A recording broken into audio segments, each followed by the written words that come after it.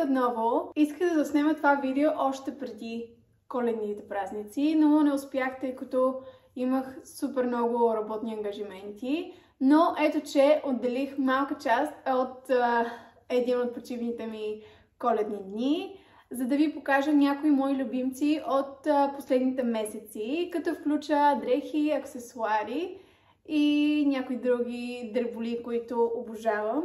Така че, нека директно да започнем с видеото. Стартираме, разбира се, с това, с което съм облечена днес. Това е страхотна блуза и е от българския бранд Alicevis.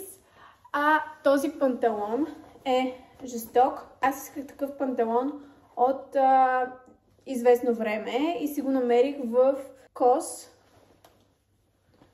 Като се абстрахираме, че колана не се съчетава много добре с аксесуарите, с които съм днес, но нямах достатъчно време, за да подбера и да ги съчетая правилно. Но да, може поне да придобиете представа за кройката на панталона.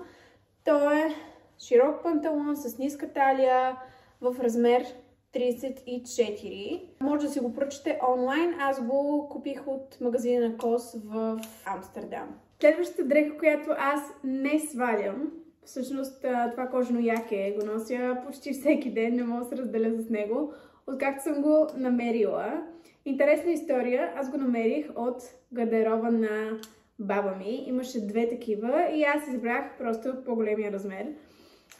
Предполагам, знаете колко актуални са тези винтидж якета от предпочитам естествена кожа за момента.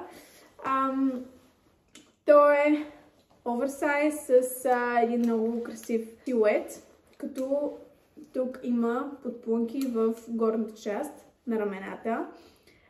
Супер фаворит ми е и го нося с абсолютно всичко. Както виждате, може и с панталон, може и с секси вечерна визия или пък за клуб, като включите сатенена рокля дълга или пола, или пък къса черна рокля с чоропогашник. Слагате това кожено яке, ток и сте ready to go.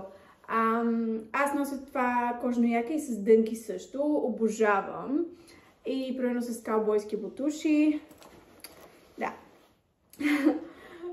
Може да сте го виждали по мой сторите в Instagram. Просто ми е 10 out of 10.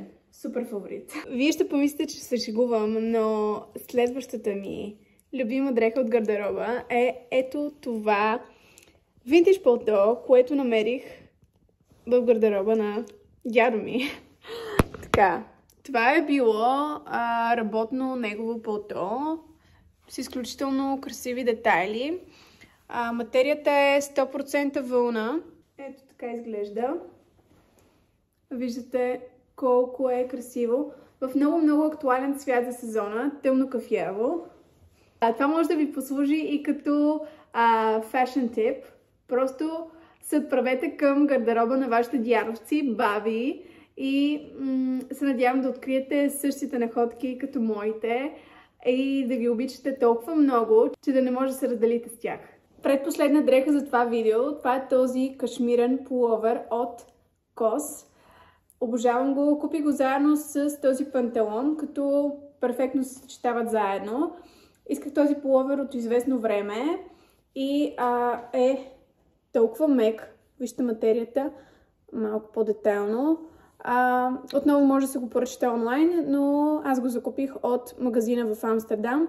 Също го имаше и в Лондон. Нямаше как да не включа в това видео и бодите на Skims. Аз съм удивена от тяхната материя. За пръв път си купувам от техните бодита. Те не се усещат върху тялото. Допира е толкова мек и нежен. Аз с нетърпение очаквам да си поръчам и още цветове и кройки онлайн. Това са ми любимите бутуши за момента. Отново в този актуален тъмно-кафяв шоколадов цвят. Просто ги обожавам. Отново си ги купих от чужбина. Мисля, че този път бях от Лондон. И толкова много си ги обичам, че нямаше как да не ви ги покажа в това видео. Тези обувки са тотален хит. Ux Носи ги с толкова много неща, толкова са кози. Получи ги като подарък за рождения ми ден и отново не мога да се разделя с тях. Знам, че са sold out навсякъде, но мисля, че са закупени или от Farfetch, или от My Teresa, или от Louisa Viaroma, една от тези трите платформи. Но, тук виждате обаче, че аз съм ги понамокрила, т.е. трябва да изсъхнат и да си възстановят тяхната текстура. Но да, много ги си ги обичам. Нося ги с клинове, с меки чорапи кашмирани, с големи худита, с пълта. Absolute favorite. Обожавам парфюми и нямаше как да пропусна да спомена този парфюм на Kilian. Old Fashioned. Аромата е мъжки, но аз в много от случаите предпочитам мъжки аромати, така че е много красив парфюм. Може да го намерите в магазините на Delirium или онлайн в техния сайт. Ето това е парфюма. Преминаваме малко към козметика. Това е крем на 111 Skin, в който аз се влюбих. За момента това е най-хубавият крем, който аз съм използвала за лице. Ето може да го видите. Един много бюджетен продукт. Видях го от едно момиче от TikTok. Това е Brow Lifting Gel Set на Essence. Това е всъщност гелче за вежди, понеже аз много държа на моите вежди. Те винаги да са оформени. Този гел много добре ги фиксира и цената му е между 5 и 10 лева, така че е супер откритие и върши страхотна работа. Един от подаръците ми за Коледа. Това е маска за очи от Куприна, т.е. за спане, за очи. Смятам, че много добре се отразява на зоната около очите, понеже аз спя по корем, имам този лош навик. Имах супер нужда от тази маска. И последния ми любимец за това видео е много вкусен разтвор, от който аз правя много вкусни зимни напитки. Чай лате, ако сте пили чай лате. Ето по този начин изглежда. Смесвам го с вода и с ядково мляко.